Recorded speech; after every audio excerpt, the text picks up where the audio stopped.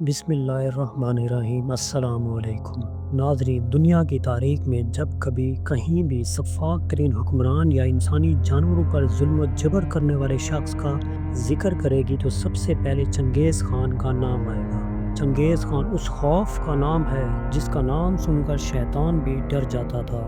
چنگیز خان کے مظالم کی داستان اتنی وسیع ہے، مورخین کے قلم کی سیاہی ختم ہو جائے لیکن ابھی اس کا ایک باب بھی مکمل نہ ہو سکے۔ چنگیز خان ایک انسان کا نام نہیں بلکہ اس ظلم و جبر کی لکیر کا نشان ہے جسے کروڑوں لوگوں کے خون سے کھینچا گیا ہو۔ مگر کیا آپ جانتے ہیں کہ چنگیز خان تاریخ کا ظالم ترین انسان کیوں اور کیسے بنا؟ وہ کون سے عوامل تھے جن کی بنا پر چنگیز خان نے لاکھوں کروڑوں لوگوں کا قتل عام کیا؟ اور آج ہم آپ کو دنیا کے سب سے ظالم ترین چنگیز خان کی زندگی کے بارے میں حیران کن حقائق کے بارے میں بتائیں گے۔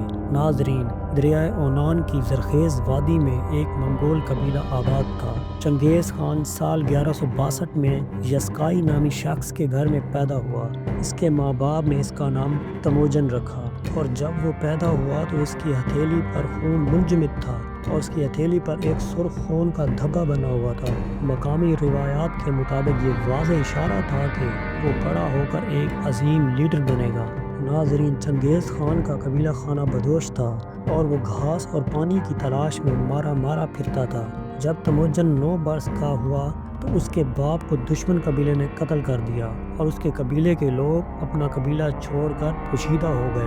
یہ ایک بدشگون آغاز تھا۔ تموجن کو دشمن قبیلے نے گرفتار کر کے کئی دن تک بھوکا اور پیاسا رکھا۔ یہی اس کا ایک قیدی سے طاقتور ترین جنگجو بننے کا آغاز تھا۔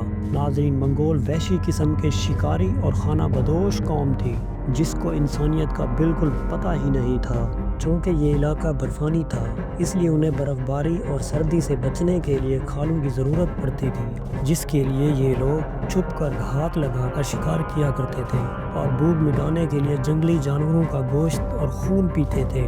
جس وقت تموجن پیدا ہوا اس وقت اس کی قوم سینکڑوں خاندانوں میں بٹی ہوئی تھی اور اس کا اپنا قبیلہ بھی اس سے ناراض تھا۔ جب دشمن نے اس کے باپ کو قتل کیا اس کے بعد یہ بچہ اپنی بیوہ ماں کے ساتھ زیر سایہ پروان چڑھتا رہا۔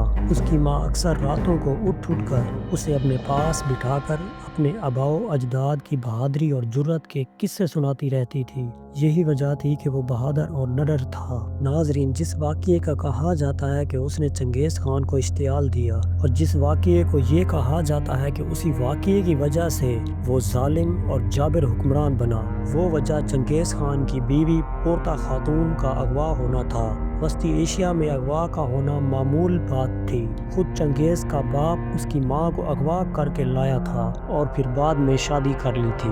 چنگیز خان کی بیوی کو دشمن نے پکڑ کر کافی عرصے تک یرغمال بنائے رکھا۔ چونکہ چنگیز خان اپنی بیوی سے بہت پیار کرتا تھا، اس کی رہائی کے لیے چنگیز خان نے کئی حملے بھی کیے اور اپنی بیوی پورتا خاتون کو بازیاب کروانے میں کامیاب ہو گیا۔ چنگیز خان کا اصل انقلاب اپنی بیوی کی رہائی اور باپ کے انتقام سے شروع ہوتا ہے اور دنیا پر قہر و غارت بن کر ٹوٹتا ہے۔ اس کے بعد چنگیز خان نے اپنے تمام ناراض قبائل کو اکٹھا کیا اور دوسرے قبائل کو فتح کرنے کا مشورہ دیا۔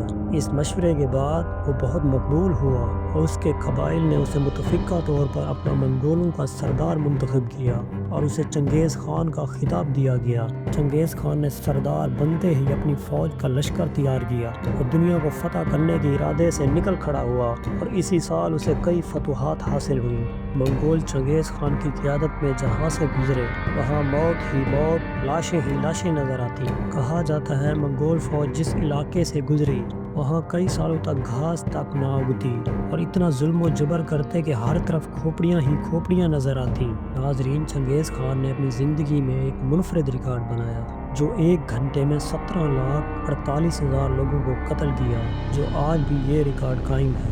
ناظرین، چنگیز خان نے زندگی میں تقریباً 4 کروڑ لوگوں کا قتل عام کیا اور آج بھی تاریخ میں چنگیز خان کو ظالم ترین حکمران کے طور پر یاد کیا جاتا ہے۔ چنگیز خان کسی بھی سلطنت یا شہر کو فتح کرنے کے بعد قتل کیے ہوئے انسانوں کی کھوپڑیاں اتار کر مینار اور دیوار بنایا کرتا تھا اور ان کھوپڑیوں کا پیالہ بنا کر اس میں شراب پیا کرتا تھا۔ چنگیز خان نہ صرف انسانوں کا دشمن تھا بلکہ اس کی تباہی سے علم تک محفوظ نہ رہا۔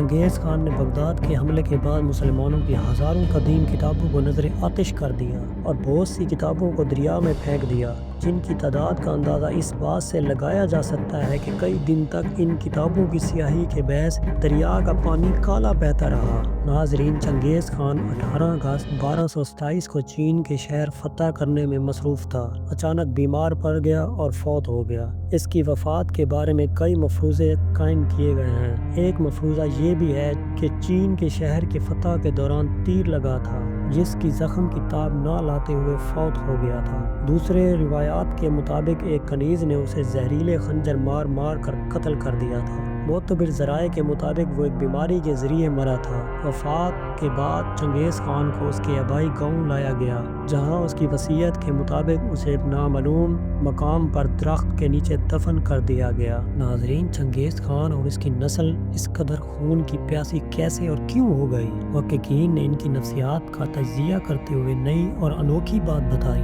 وہ یہ ہے کہ چنگیز خان کو نہ اپنے خاندان میں عزت ملی، نہ اسے اپنے قبیلے کے سرداروں نے اسے اپنا مانا۔ اپنے ہی قبیلے کا ٹھکرایا ہوا یہ شخص سماج سے انتقام لینے پر اتر آیا۔ آدھی دنیا کا فاتح منگول جنگجو چنگیز خان اپنے قبیلے کا ٹھکرایا ہوا لڑکا تھا۔ اس میں پائے جانے والی نفرت کے ذمہ دار اس کے اپنے قبیلے کے لوگ تھے، جنہوں نے ایک چالاک، دلیر اور سمجھدار انسان کو قابو کرنے کی بجائے دنیا سے انتقام لینے کے لیے کھلا چھوڑ دیا۔ انوکھی بات یہ ہے کہ چنگیز خان اپنے قبیلے میں ٹھکرائے جانے کے باوجود طاقتور ترین فوج کھڑی کرنے میں کامیاب ہو گیا اور دنیا پر حکمرانی کی۔